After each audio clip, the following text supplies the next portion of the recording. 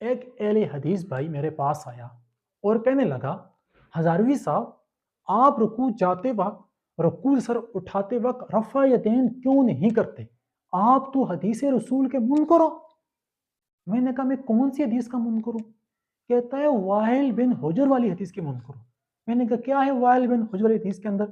کہتا ہے ابو داؤد شریف میں حدیث ہے، حضرت وائل بن حجر رضی اللہ عنہ کہتے ہیں پیغمبر محمد صلی اللہ علیہ وسلم نے رکوع جاتے وقت، رکوع سر اٹھاتے وقت رفع یدین کیا، اور آپ رفع یدین نہیں کرتے، جبکہ حدیث رسول کہہ رہی ہے کہ اللہ کے پاک پیغمبر نے رکوع جاتے وقت، رکوع سر اٹھاتے وقت رفع یدین کیا ہے، آپ کیوں نہیں کرتے؟ میں نے کہا اگر میں رکوع جاتے وقت، رکوع سر اٹھاتے وقت رفع یدین نہیں کرتا، بقول آپ کے میں منکر حدیث ہوں، تو میں آپ سے سوال کرتا ہوں، آپ سجدے میں جاتے وقت، سجدے سر اٹھاتے وقت رفع یدین نہیں کرتے، کیا آپ منکر حدیث نہیں ہیں؟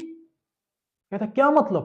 میں نے کہا آپ نے کہا سنت ابو داؤد کے اندر حدیث ہے، میں نے کہا اسی سنت ابو داؤد کے اندر حدیث ہے، جو حدیث آپ نے پڑھی ہے اس کی پچھلی حدیث ہے، اس میں ہے واہل بن حجر کہتے ہیں پیغمبر محمد صلی اللہ علیہ وسلم نے رکوع جاتے وقت بھی اور سجدے میں جاتے وقت بھی رفع یدین کیا ہے۔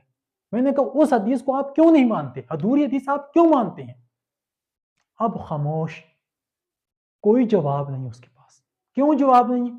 اس لیے نہیں جواب، اس نے رٹی رٹائی ہوئی تقریر میرے سامنے کر دی۔ میرے بھائی دوستو بزرگوں، پھر میں نے اس کو مسئلہ سمجھایا۔ میں نے کہا دیکھ، امام ابو داؤد علیہ رحمہ نے سنت ابو داؤد کے اندر حضرت وائل بن حجر رضی اللہ تعالی عنہ سے 3 طرق لائے ہیں۔ کتنے طرق؟ 3 طرق لے کر آئے ہیں۔ پہلے طرق کے اندر رکوع جاتے وقت بھی ہے، رکوع سر اٹھاتے وقت، اسی طرح سجدے میں جاتے وقت، سجدے سر اٹھاتے وقت رفع یدین کا ذکر موجود ہے۔ جو دوسرا طرق لائے ہیں اس میں صرف رکوع والا ہے، جو تیسرا طرق لائے ہیں اس میں صرف تکبیر تحریمہ والا رفع یدین ہے، بس۔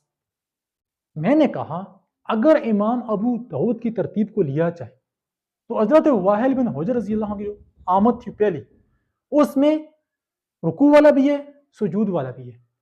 پھر دوسرے طرق میں صرف رکوع والا ہے، اور دوسری آمد میں جب وائل بن حجر دوسری بار رسول اللہ کے پاس آئے صرف تکبیر تحریمہ والا ہے۔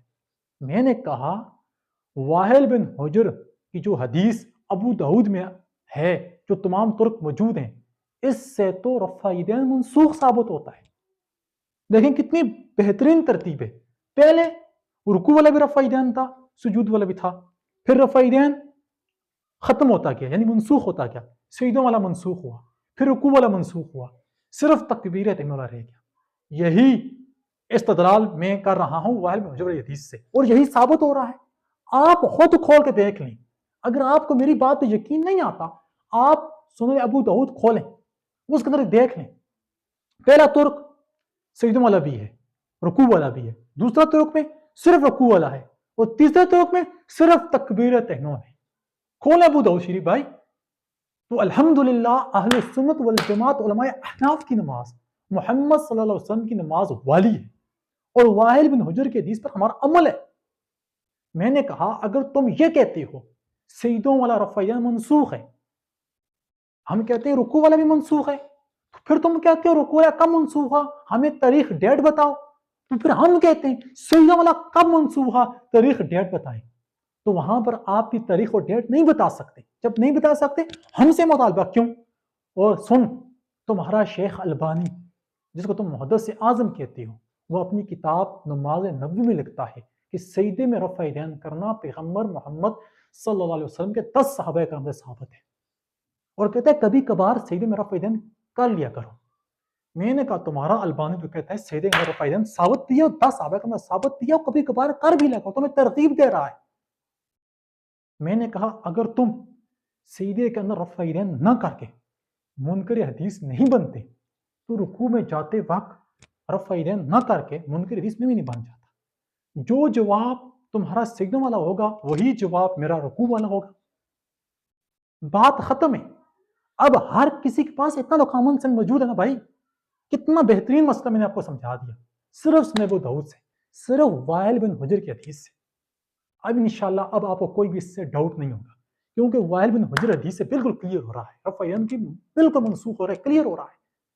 اور رفع یدین کی نص کے اوپر یہ اس سے بہترین دلیل میرے پاس موجود ہی نہیں تھی جو میں نے آپ کو پیش کر پتا چلا احناف کی نماز محمد صلی اللہ علیہ وسلم کی نماز والی ہے، اور جو ہم صرف تکبیر تحمل اور رفع یدین کرتے ہیں تو ہمارے پاس واحل بن حجر علی حدیث موجود ہے.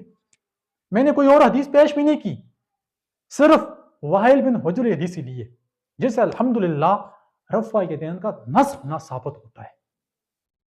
اللہ رب العزت ہمیں قرآن و سنت کے مطابق زندگی گزارنے کی توفیق عطا فرمائے.